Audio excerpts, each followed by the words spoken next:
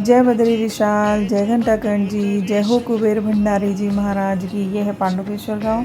पांडुकेश्वर गांव के बीचों बीच है ये कुबेर भंडारी जी का मंदिर। और कुबेर भंडारी जी का मंदिर जो है रेनोवेट किया है गांव वालों ने। श्री श्री खाक चौक के जो बाबा जी हैं, श्री श्री बालक दास जी में महाराज की सहायता के साथ ये भव्य स्वरूप है। अभी यहाँ पर कुबेर भंडारी जी नहीं हैं, वो है बद्रीनाथ में। और बद्रीनाथ में भगवान बद्री विशाल के साथ उनकी पूजा होती है।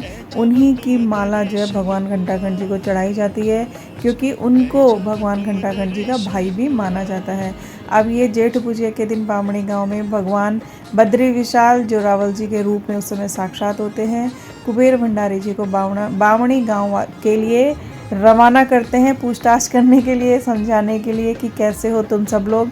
और क्योंकि बामणी गांव वाले समझते हैं कि कुबेर भंडारी जी की वजह से ही उनका भंडारा भरा रहता है, इसलिए वो बहुत भावुक होकर के, इमोशनल होकर के इस क्षण का जो है बहुत बेसब्री से इंतज़ार करते हैं।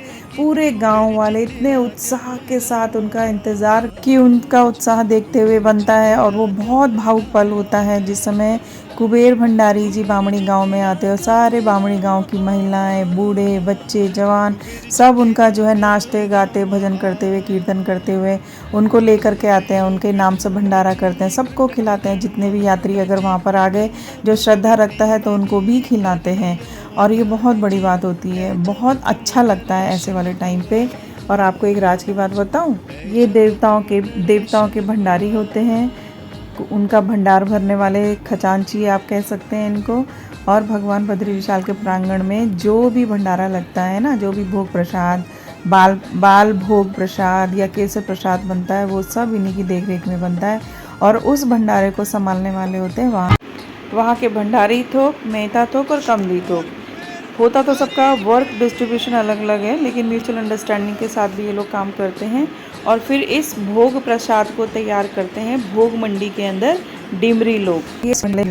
क्योंकि इनको राज देवता माना जाता है, यानी कि ये सबके देवता हैं, इसलिए उनके पुजारी सारे गांव के लोग होते हैं, जिनके परिवार की बारी बारी से बारी लगती है पूरे गांव में पूजा करने के लिए।